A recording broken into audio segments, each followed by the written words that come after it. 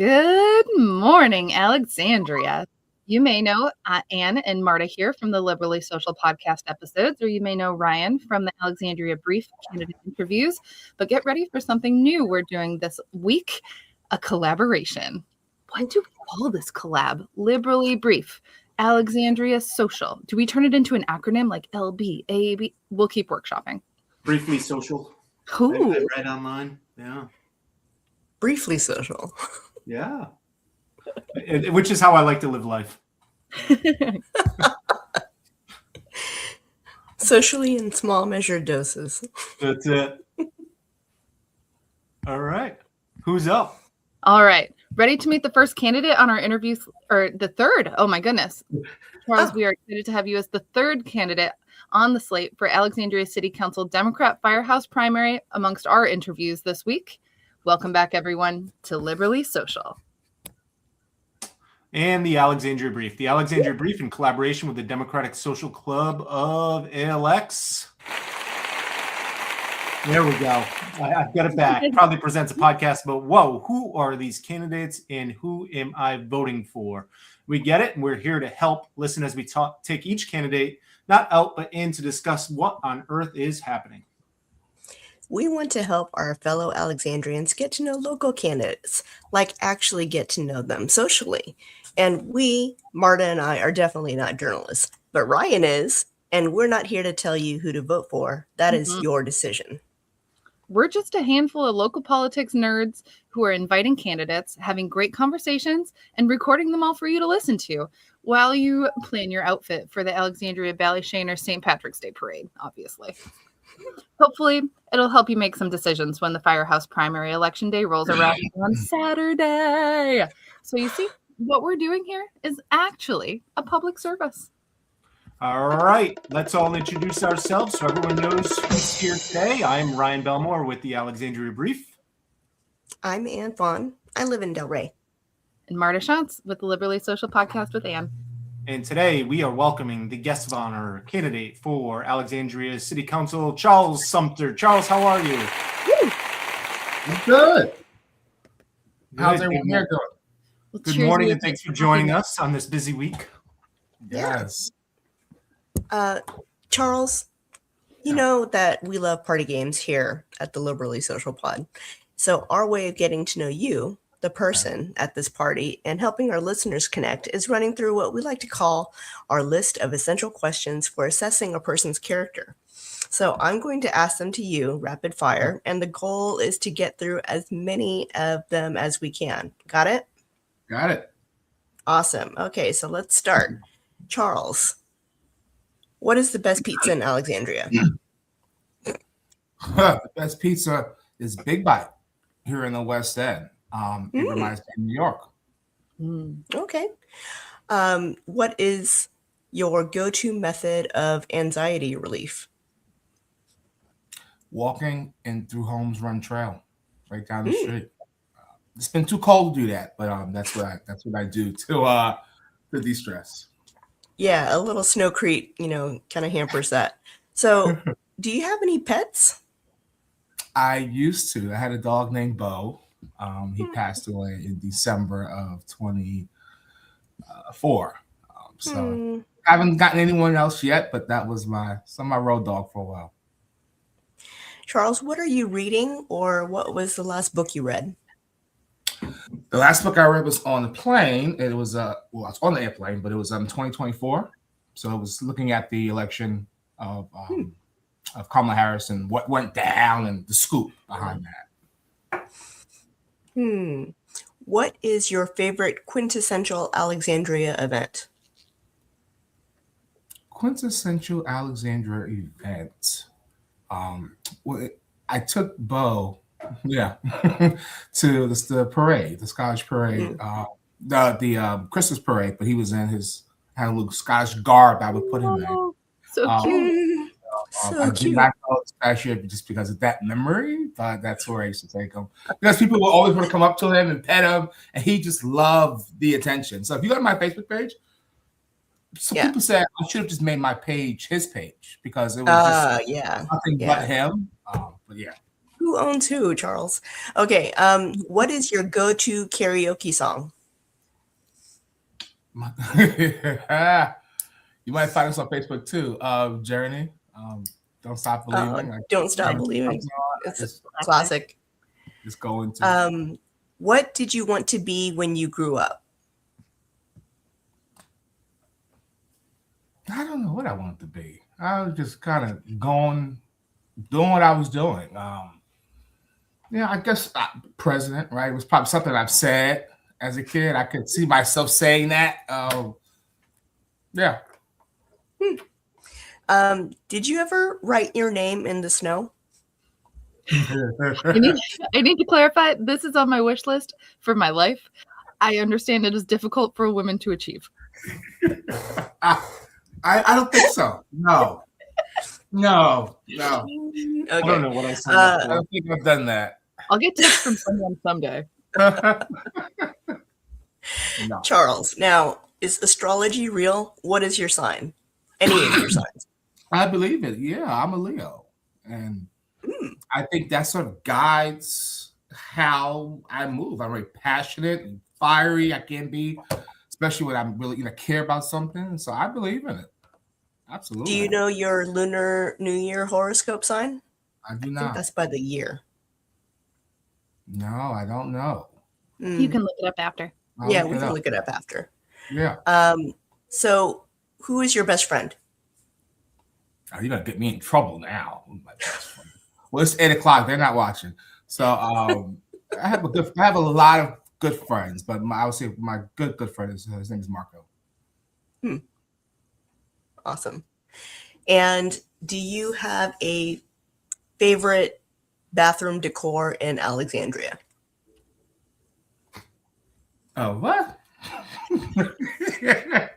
You think that there's a public bathroom in Alexandria that is especially stunning or aesthetically pleasing?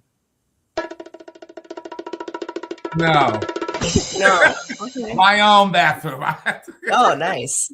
That's okay. We are at time, so that worked out. Oh. Stay through the bell, Charles. What kind of Charles, great job. So early in the morning and getting us these terrific. And no coffee. I just have water at this point. Well, thank you so much, Charles. That was really, really fun. I'm going to toss you over to Ryan now so we can get to know you as the city council candidate. Okay. That was fun, but now let's get a bit serious. It's time to get to know you, the candidate. Every candidate has a standard 30-second elevator pitch.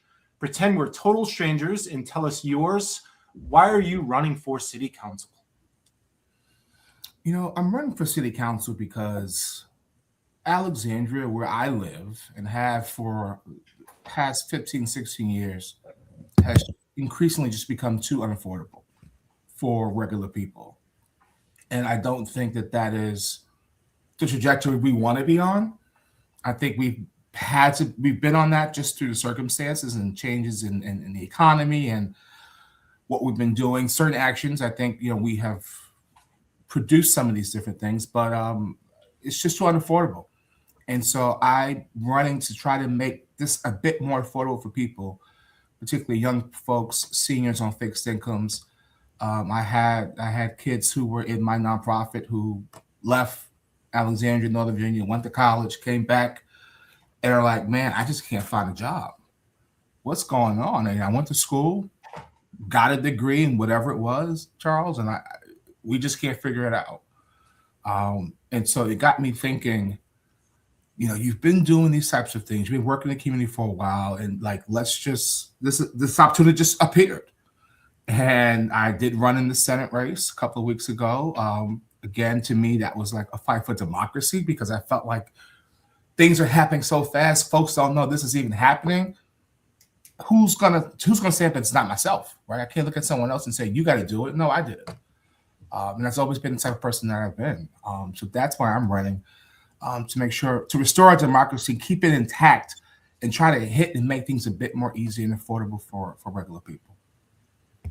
All right. That was 1:33. A little over a 30-second elevator pitch, but pretty good. Not too bad. And let's see here. Over to Marta. All right. Well, Charles, our loyal Liberally Social listeners know that normally during this part of our podcast outline, we dive straight into what we call like four corners of the room policy issue conversations. But because we're trying to keep this to 30 minutes, we're keeping it tight, but still with enough. We're going a bit of a different route with the City Council Firehouse primary interviews. We're starting with one open-ended question in this policy section. What policy topics are important to you, and how would you address them on City Council? Okay, the policy topics important to me. I hit on the one big one there, which is affordability. And it comes down to housing. And I think our supply of housing, affordable housing, is just not up to par. And that's why costs are rising, because the supply is so low. And not only do we need housing at the affordability level, but we need housing options all throughout the income sort of cycle to allow people to move through that process and open up more housing stock for people who need it. And also deeply affordable housing, not just workforce housing, but deeply affordable housing. So we have some challenges there.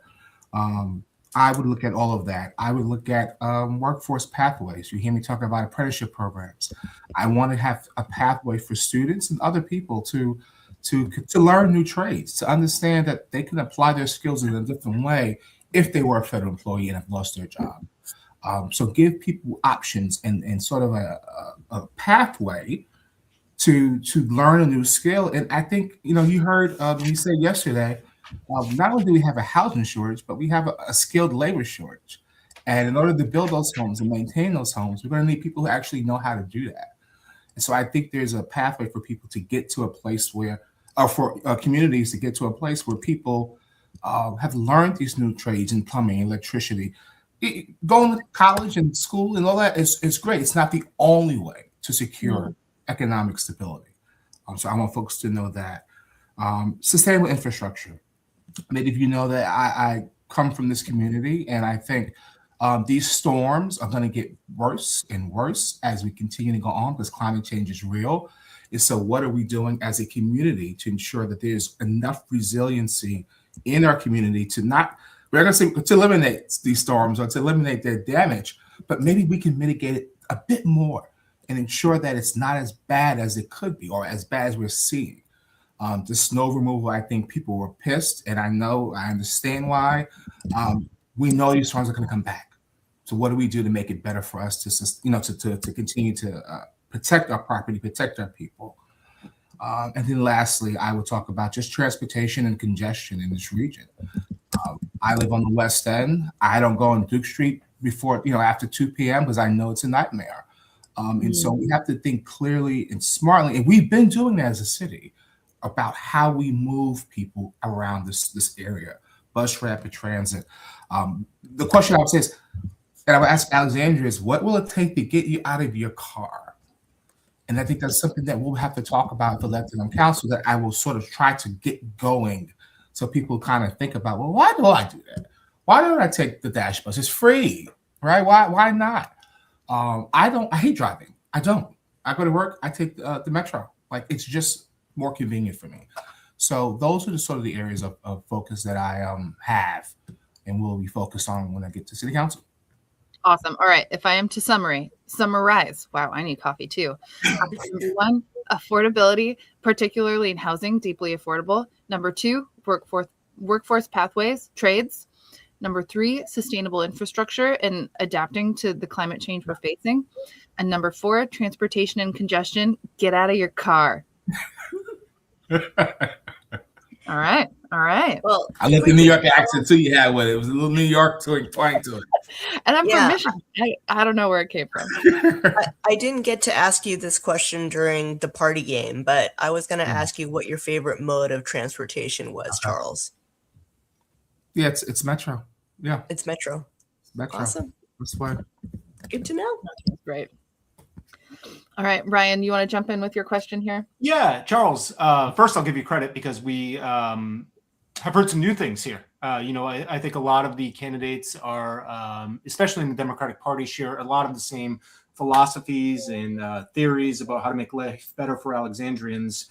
But for the quick passerby who is just sees 5 Democrats and can't find what the difference is between candidates and why to choose one over the other, You've gone through a couple forums now. We got a couple interviews now.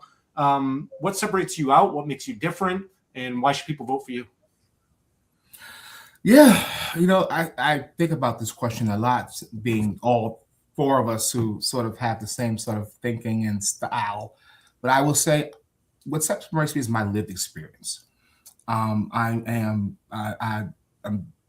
different. I'm from the South Bronx. I'm not supposed to be here doing any of this. I had no role model doing it. Not to say I had no role models, but I had no role model doing this. And this was not something I thought I could ever do or be. And if I was elected, I would be the first Black member of the city council, first gay Black member of the city council. And that experience of coming up, questioning who you are, questioning, am I okay? Do I belong? My family would say, you are somebody, right? Like in the words of Jesse Jackson. But what does that mean? And I get what it means today. And I understand that there are a lot of people today. Thankfully, I had the family support, that safety net to catch me if I fell through that. There are so many people today, had it not been for this nonprofit, that they would have fallen through. And I know that. So it's personal for me. I know that a lot of times there is no safety net. And I think there is a role for government to be that safety net to catch you when you fall, because so many people do not have that. And so I would come to this work with that in the back of my mind all the time. And I think I understand what that struggle is. I understand that there is a way to overcome that, because I've done that. And I think having that, sort of in my ethos and around me can motivate people to believe that as well. Okay, Charles, that was beautiful. But we also want to know, what is your management style? How would you govern from the city council dais? Management style. I mean, that's what I studied in grad school. How people work together, how people think. All of my work has been around sort of human capital transformation. That's the consultant speak stuff that I learned. But I've always been sort of very empathetic, right? I listen. I like to not always say, I have the answer, this is what we're going to do. And sometimes I don't even like to mention where I'm at yet until I can sort of hear the opposing sides that I have on my team that I've managed before. And then I'll usually weigh in. Now, if I really, really feel like this is it and, hey, we have a time crunch or something like that, yes, I think I would come in and say, hey, here's what I'm thinking. We may need to do that and get some other insight and input. But I ask a lot of questions. Having worked for different legislators and senior people, they ask questions. I'm like, well, I got to know the details. I got to be the smartest person in the room, because that's just the nature of the work. Details matter. And so I'm really studied. And a lot of times I will ask questions that I already know the answer to, just to see either validate it or see if people are doing just as much of the digging as I am. And that's what I would expect of people working like at this level, doing this type of work. It's what's expected of me. And so just very questions, details. I will be the most studied person if brought to council. I think that's the role. I think that's important. Well, Charles, we've finished our policy chat, but before we call it, we'd love to give you a chance to brag, humble brag or not. Share any endorsements you have, any achievements you're particularly proud of. Related to the campaign or achievements like just generally? Which you can take it however you like. Sure. No, I was endorsed by former Alexandria delegate Mark Levine, who I was very, very happy about. I've worked with Mark for years on a lot of matters related to the LGBTQ youth and people across this region. And so very proud to have that endorsement. I also have the endorsement of the former Arlington and Alexandria Gay Lesbian Association president, Bruce Hightower, who's worked with me for many years as well through the nonprofit. the HIV/AIDS work I've done in the city. He was a commissioner when I was chair, and I've had the endorsements of the chair before me and the one after as well. So a lot of community health advocates, because that work is not always seen as newsy, right? Worthy, but that's the work I've been involved in for the past 15, 16 years. It's people helping people, particularly those who were, infected with HIV/AIDS. For many years, Alexandria had the highest rates of infection in Northern Virginia, and no one talked about that, right? I'm proud that the work that we did helped to reduce those numbers in this region. Still higher than I would like. Black folks, as we saw during Black HIV/AIDS awareness in early February 7th, are still getting infected at higher rates than anyone else, faster rates. So there's still a lot of work, and that's nationally. So my eye has never left that ball. I still think about that work, but I'm proud of the efforts, education, and prevention we did do through partnership with the city of Alexandria all those years. Really did help to get the word out and help promote awareness.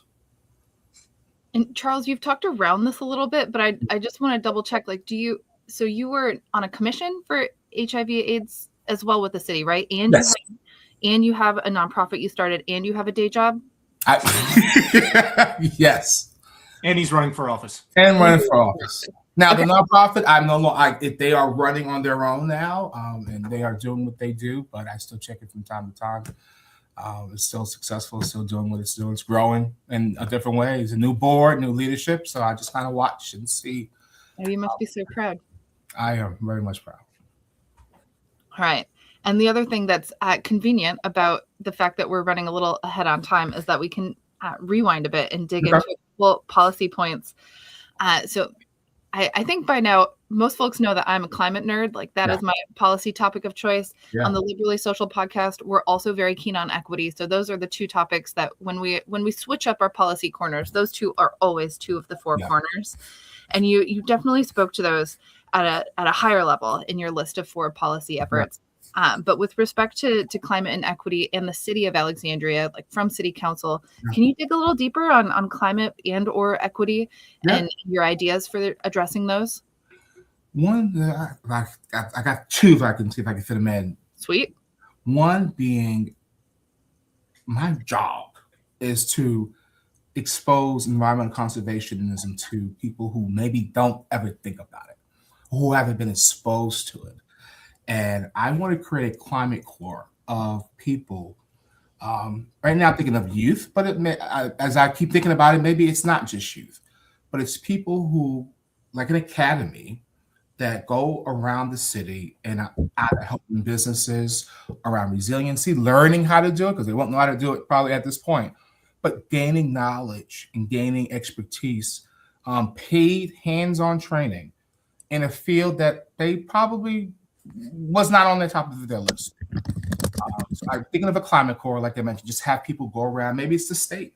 Maybe it's not just here. Maybe we fund it and they go across the state to help resiliency, help retrofitting, just help and learn about what that is and get paid to do that.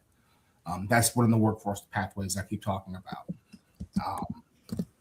And then I'm also thinking about stormwater, the impacts of vulnerable communities. It doesn't impact everybody the same, right? Climate change doesn't impact people the same. Some people, it's worse. They don't have the resiliency, they don't have the money to do that. Maybe this climate corps can help do that for people who can't afford to do it themselves down the road. But that's something that I think about. It's like these impacts, there's flooding, there's mitigation, there's a lot of work the city has done in this regard. But I don't know if those the solutions are being thought about through an equity lens, and that maybe we should target and prioritize these communities, these neighborhoods, because of who lives there and the damage that they sustain from sustained flooding, because it's going to happen again, right? So that's how I think about everything. I think about everything through a lens of equity, and the impacts, as I mentioned before, disproportionately impact people of color, low-income communities, and that's not just in Alexandria. That's here. That's in the country. That's in the world. What's our part to try to stop that a little bit and fix that just a bit. And I think we can through so many actions that I'm talking about. Awesome. You're kind of speaking around this, so I'm going to plug a report that came out from the city. I don't know, maybe in the fall, the community health assessment, where it had a map every other page. It was a different section on like dental, dental statistics and all sorts of things. There was a climate page, but the thing that struck me is just that every map looked the same. It was all the most disadvantaged communities that are disproportionately affected by climate change, by all of these different challenges that are faced across the city that touch health in different ways. And your response kind of spoke to that in its own way. I often say these things are done, these things didn't happen by mistake, right? They didn't happen just naturally. Things were put in place for these things to occur. And now we're seeing those impacts now in 2026. All right. Well, I think that might bring us to the end. Ryan, Ann, any last parting words? Oh, we have sound effects. Wow. I missed this on the other one. Yeah, look at this. Y'all been fancy now. Ooh, I don't know what this is, but I can roll with it. Yeah, we usually just have hot 90s jams. This is the Alexandria Brief spin on things. We can roll with it. I just have what was given to me, so I can go with dance pop or some rock or. This is a little bit more rocky, but I was trying to do by the fifth one we'll get the outro. By the fifth one you get Hopefully we get all five. We'll see about that. But Charles, that is all we've got for our tight live interview with you this morning. Thank you so much for joining us. Thank you for having me. This is really, really fun. Thank you. All right. And with that, it's time to turn the lights up and turn the music down as our podcast party comes to a close. We are going to remind all of our friends to make sure they have a plan to vote. Vote, vote, vote, vote, vote, vote, vote, vote, vote.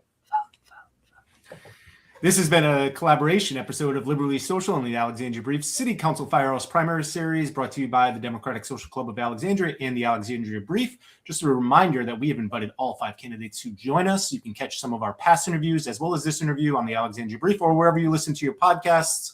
And we are working on scheduling all 5. We have another one later on today. And we'd like to thank our guest, Charles Sumpter, for joining us. And let me get his website here. He is and more information is at sumter4virginia.com, where I'm sure you can find a lot more information that we didn't touch on, as well as find ways to contact him as well. Democratic City Council Firehouse Primary is happening this Saturday. Can you believe it? Oh, my word. Just cannot wait for it to be over.